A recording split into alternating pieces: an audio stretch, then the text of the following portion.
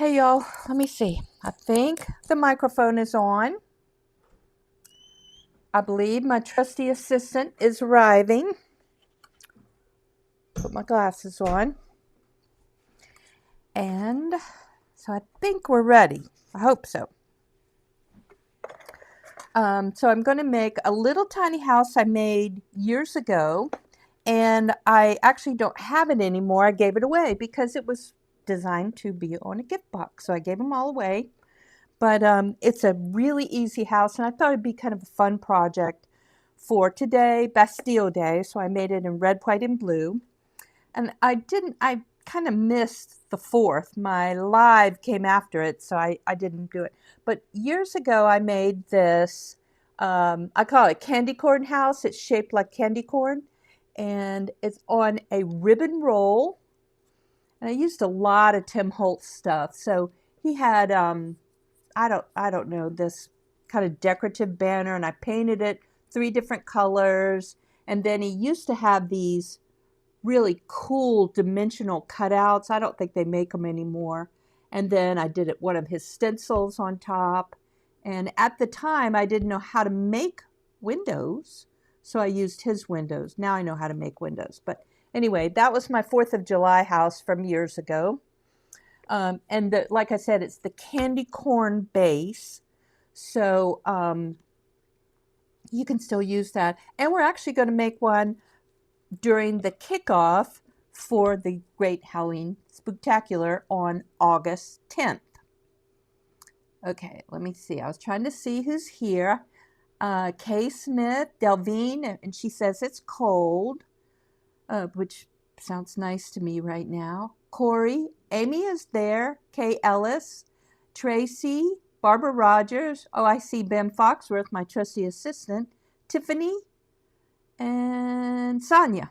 So happy to see you guys. Let me see. Let me get back to my thing. The right place. Okay, so I can actually put Vanessa's here.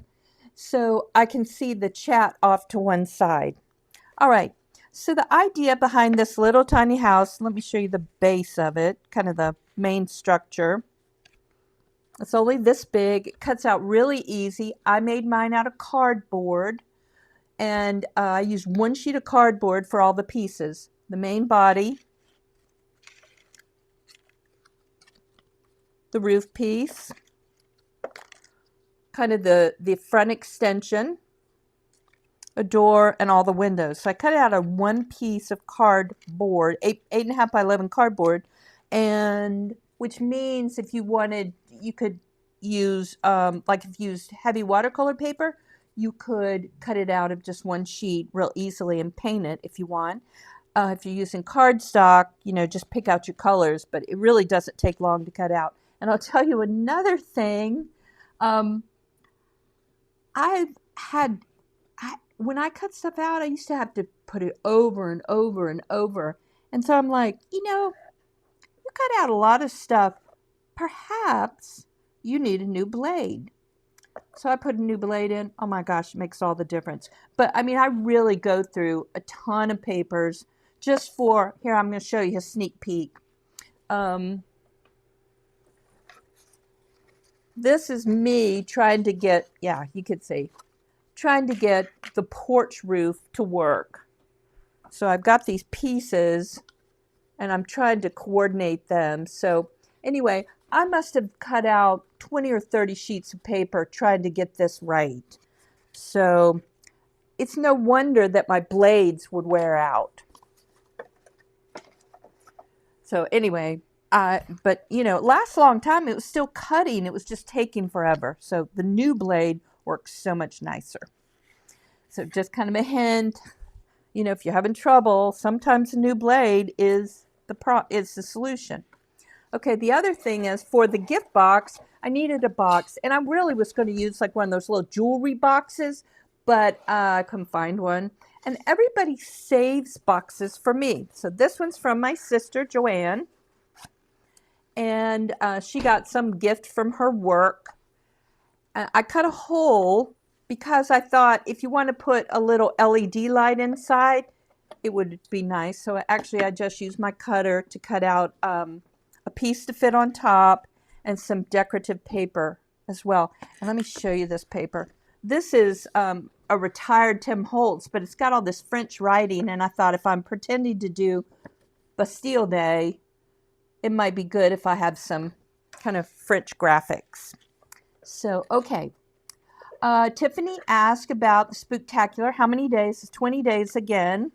You know, I have a business coach, and she's like coaching me and others. She's like, I don't recommend that you do it for 20 days, but I like the idea. You know, in a lot of these events, they'll have 40 speakers over 5 days, so they're 8 per day, and you can't really watch all that. And so I wanted to kind of highlight each project per day, and I thought 20 was a good amount. So yes, it's 20 days. So it goes from the 11th to the 30th. And I think it's going to be good. I'm really happy with them. Just this last project's kind of giving me fits. Oh, and I was going to show you what it's inspired by. Somebody told me about this book.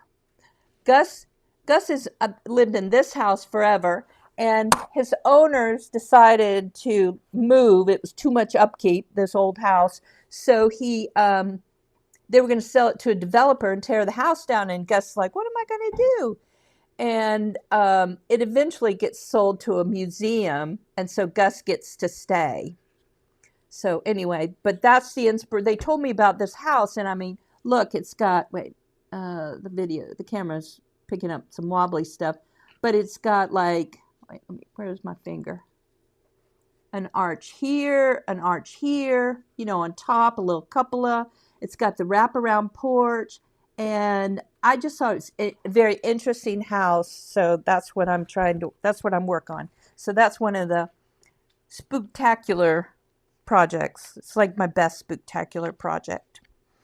Okay, let's see. I think I'm going to switch to the other one. Let me go through, see if I've got other comments. Vanessa. Yeah, new blade. Yeah, face plant. Yeah, I saw Amy was on another site trying to cut out something really intricate, and she said she tried a new blade. It doesn't always solve the problem, but for me, instead of cutting things out, having to push the button over and over and over, I can cut it out in like 1 to 2 passes. It's so much nicer. I was shocked. And I see Stephanie from North Carolina. Karen Wilson's in Michigan. I wonder if it's cooler in Michigan. Okay, again, I always forget to introduce myself. I'm Lucy, Paper Glitter Glue, and I do appreciate you being here. Okay, I'm flipping cameras. Let me see if this works. I'm rotating it over my messy desk, my computer, everything. Let me move Gus's book out of the way. Straightening things up. Oh, don't show my belly. Okay. Rotate. There we go. And let's see, we're right side up. Okay, here's the little box.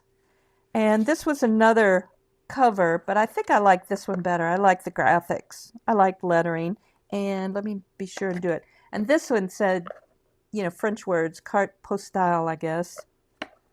Okay, the other thing I wanted to try is somebody asked about using tapes. And so I don't do it very often. You know, I'm a glue girl. But I thought sometimes if you use a lot of glue on something, it shrinks things a little bit.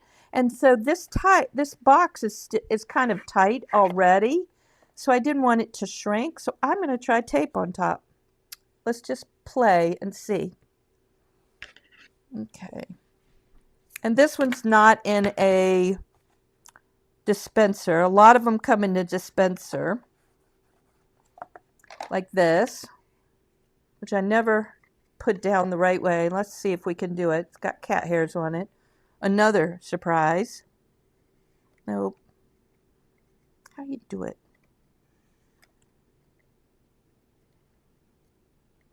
I don't know. It's not sticking on this. This one's just yeah. Oh, it did. It's got sticky. I had to push down harder. It's more like it delivers sticky rather than tape itself. Maybe you can see why I like glue. Okay, wait. Your comments are getting hidden. I'm scrolling. Kay says she can't get the dispensers to work. It's one of those things that the more you do it, the easier it is. But it's just not what I do. It's not my routine. But I think in a lot of cases, it's a neater option. Okay, now here's the problem for me. Because I don't really have fingernails. I have to keep them short so I don't bite my fingernails. There we go. So my problem is getting the tip up, but this isn't too bad. And let's see if it'll hold. Oh, and I actually glued some cardboard because this was pretty flexible. You see how it bends? And another reason I use glue is I've got some time to reposition. So what I'm going to do is line up one edge, line up the front edge before I drop it down. Let's see. Oh, no, that's pretty good. That works pretty well. So this will be the base for our house. And let's set that aside. Put my pokey thing up. And I mostly decorated the house. It's got 10 little windows, and they are, you know, I always make extra because they migrate. Or sometimes it doesn't cut. You see, sometimes it cuts through, so I always do extra. And I forgot to glue the door on, so I'm going to use my regular glue. Yeah, you know, we have to be flexible about the products we use, and some are better for some things. There we go. Okay, remember, before you paint anything, always fold along the score lines because the paint kind of obscures them if you're going to be using paint.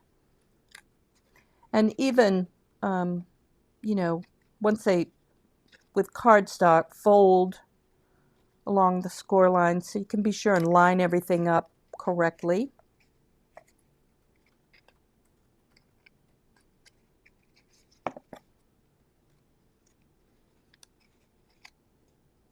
So the cool thing about this is this kind of, I didn't have a good name for the house. I think I called it barn-shaped gable Christmas house or something in the files, but it really is a cool shape. And these are what I call roof flaps. They help maintain the shape of the house. And I am going to use glue here, but you could use tape. And let's see. So what I'm going to try to do, because I've had trouble with stuff sticking, and somebody wrote me and said, really, probably my layers are too thick, and that's why it takes a while for the glue to dry because it's a thick layer. So I'm going to smear it a little bit so it's thinner. And if you wait just a second, it will get even tackier and will adhere even faster. So I'm stalling for a minute. Yeah, I really like cardboard. I think if you're going to make a house that you want to last, you can make it out of cardboard. I know it's fast to just pick your colors in a specific cardstock, and also this is going on top of a gift. So I just like the idea of cardboard. And we all have scrap cardboard. Now, I use so much, I actually buy some. But, yeah, most important thing is to make sure that's okay. If the bottom lines up and it stands up straight. Oh, look what I did. Messed up my door. Okay, what I'm going to do this time, was going to say I'm going to tape it inside so it sticks better. You knew I wouldn't come too alive without painter's tape. So because I painted the outside and I really like this deep blue, I'm going to try to stick the tape on the inside.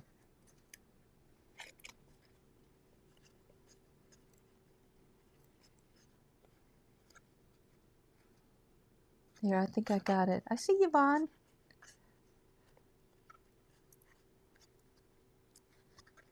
Okay.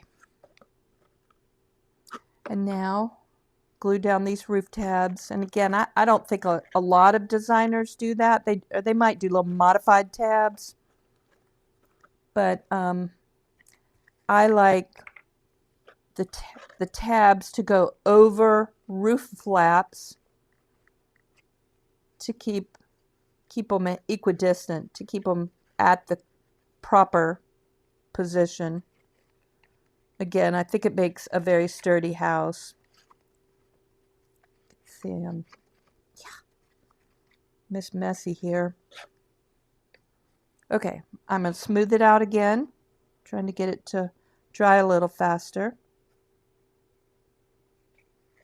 And none of this is going to be seen, so if I'm messy here, it's kind of okay. Because I always do an over roof, or almost always do an over roof on my projects.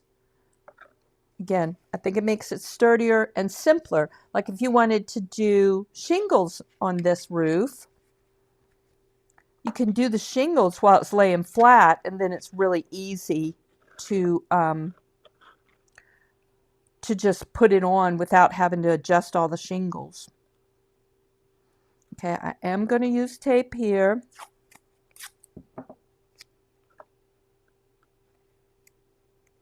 I'm just going to do a piece up at the top. And if you're new here, you know the roof flaps don't usually go all the way to the top. And I did that originally because I wanted to make it simpler to cut out by hand. Because it ends up being a straight line at the top, and then the roof solves that problem because it balances here and here. Okay, I'm going to put my hand inside, try to stick down everything.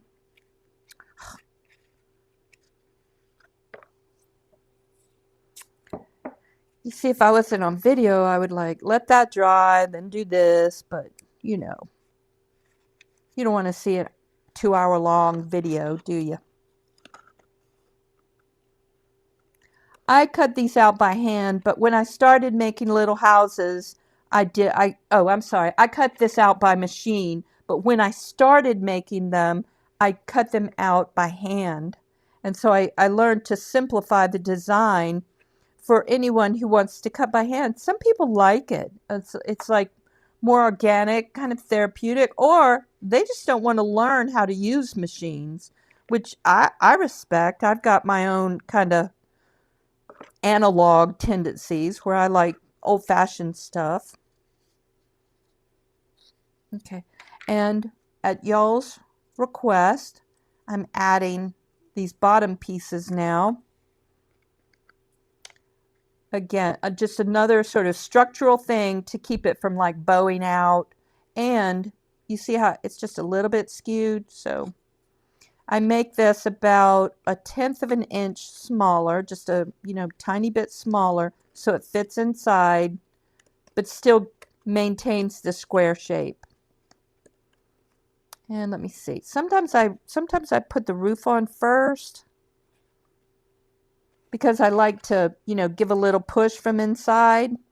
I think what I'm going to do is just leave it there to help do the shape, and then if I need to add more pressure, I can just take it out, but I'll glue it in place at the end. Okay, let's see. We could leave the painter's tape here if we wanted, because it doesn't show with the over roof, but I think I'm going to take it off. Yeah, some people don't have Cricuts, or they use a different cutting machine, but so anyway, that's why I make the pattern the way I do. I wish I could show you what I'm talking about. Yeah, that didn't work.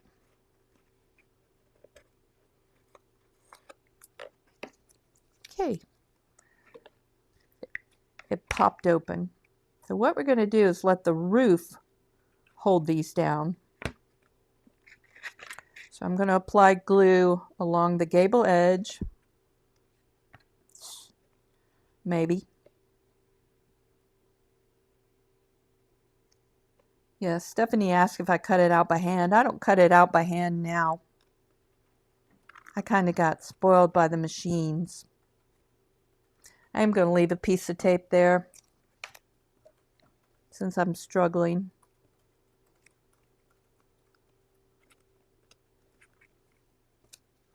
I'm just going to do a little piece. I just need a little help until the glue sets. Okay, says she has a maker 4 and still cuts things by hand. I don't know what maker I have, but it's old. It's not a 3, but I don't think it's the original. They never named 2, but I think functionally it's probably a 2. I really like it. I haven't had any problems, and I don't know how old it is. It's like crazy old.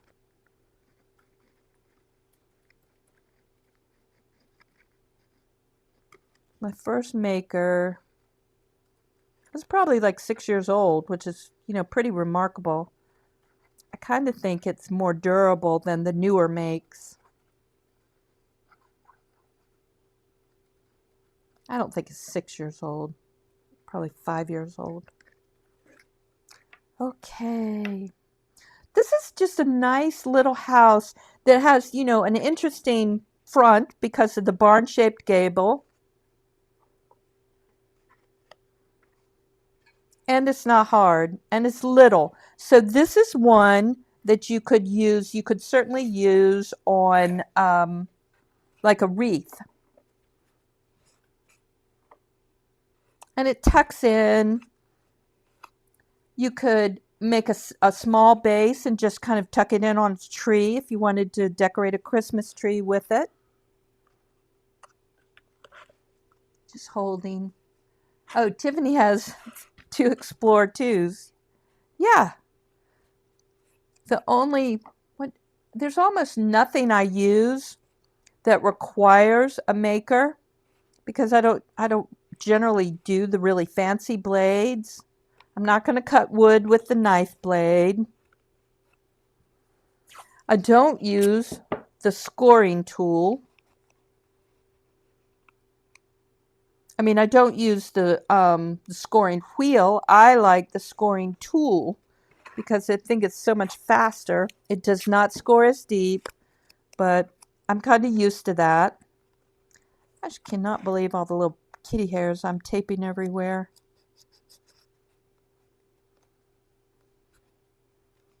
Okay, there we go. It's cute, isn't it?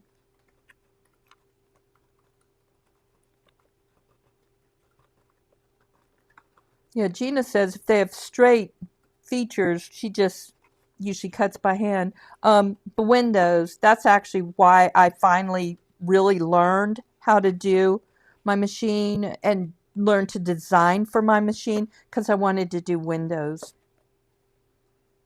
And it took me a while. I don't know. Sometimes I'm kind of slow about stuff, and then this is this cool roof. Okay. Now we really need to be careful with the glue. I'm going to wipe off some stuff on my hands. Because that's one of my gluing problems is I get little blobs on my hands. And then when I try to stick something down, I've got more glue on my fingertips. And everything sticks to my hand as opposed to where I'm trying to stick it. Okay, here we go again. So because of this odd shape, this barn, what I call the barn shape, sticking the roof down is a little challenging. One thing that helps is you can kind of tuck the ends here, here and here, and that helps hold it. Also, when I made this, I made it as a Christmas thing, and it was, so if you get glue in the wrong place, you just apply snow. I'm trying to remember. So if I mess up too much, I'm probably just paint over it a little bit. Just get a tiny paintbrush and dab over it. Okay, so I'm applying glue there. And I don't know how far back it goes. You don't really need it there. Let me see. Ben must have a question for me.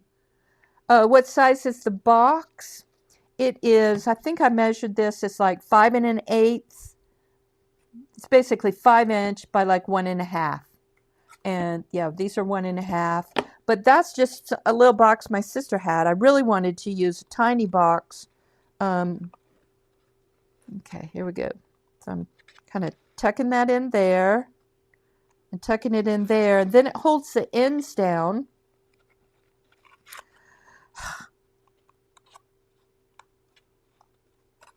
And have to push it back. So I am going to take this piece out and push it towards the roof while I'm holding it.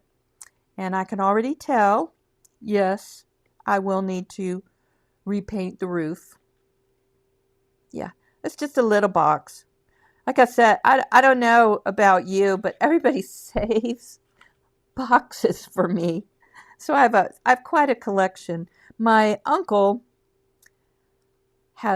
smokes these little cigars, and he gave me the coolest boxes, but I haven't used them yet. But they would be good. They're wooden, so they would be good. Okay, so I'm gonna have to stand here a minute. Let me see what I can talk about. I guess I'll tell you a little bit about the Spooktacular coming up. So the tickets are available starting July 28th. And those are the free tickets, or any tickets. And if you want to buy the all access pass, they're the same day. We did what I think is a reasonable price for these projects, and the bonuses are so good. One of my friends, I have all these ideas while I'm holding. I'm trying to distract you. Actually, maybe I can change. Wait, let me see if I can change this for a second. Rotate this away. So I have all these ideas, but I really don't have time to bring them to life. So I asked a friend of mine who trained as a graphic artist, and I asked her if she would make something for me. And I told her on a Thursday, and by Saturday she had the funnest stuff. So that's going to be in the bonus. And let me see. Can't really tell, but there's one of her kind of samples behind me. There. But it's hard to see. And then, so July 28th, tickets are available. The kickoff will be August 10th, and that will be, we'll just make something together from my website, not from the event. And that's what I said. We'll do Candy Corn House. And then the 11th, my first project, and I'll show you the fun stuff I made for it. It's really, really fun. So for the live, we'll make stuff that fits for the first project. I'll go into more detail on the stuff I made for the first project. And, oh yeah, the wooden boxes for this would be great for a music box. That's a great idea. I like that idea. Okay. Let me see. I think I can, I don't know. Let me see if it's going to pop out. I think I got it. I'm hesitant to wipe here right now just because I just barely got it to hold. Okay, I'm switching back. Wait, yeah, I'm switching back. Here we go. Overhead. Okay. So sometimes when I want a gable to stay in place, I drop my tape, which means it collected even more cat hair. You know I save little kitties whenever I can. That's how I sort of have 6 of them. One is outside. It's really my nicest one is outside. Okay, so now we're going to let that dry. I'm going to apply some glue here, and I'll show you how, you know, somebody suggested that I just glue the front end, glue one side as an edge, as a hinge kind of, and then tuck in the others. And that way I don't have glue on 4 different sides that I'm trying to like manipulate in there. I thought that was a great idea. I love y'all's ideas. You know, we all have good perspectives. Yeah, we had a little cat at a restaurant we go to, and she started being a pain, started begging and like bothering everybody, and the owner was getting all mad and was going to send her away, and so we found a foster home for her.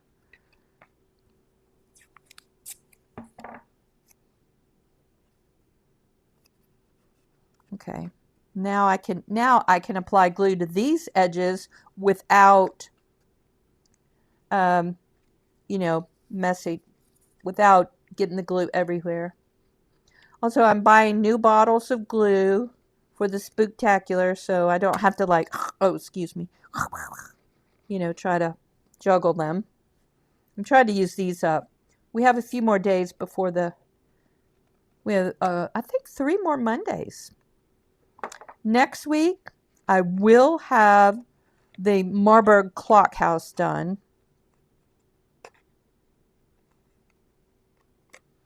Okay, tucking this in.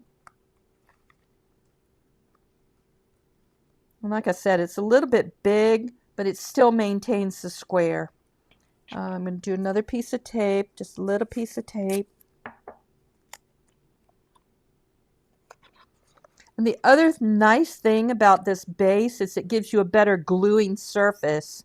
So for whatever you're going to adhere it to, it works better. Okay, this drives me crazy. I'm going to try to dab up some of my glue blobs.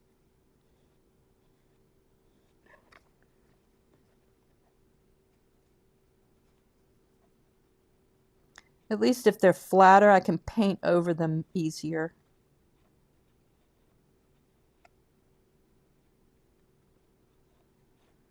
That's looking better.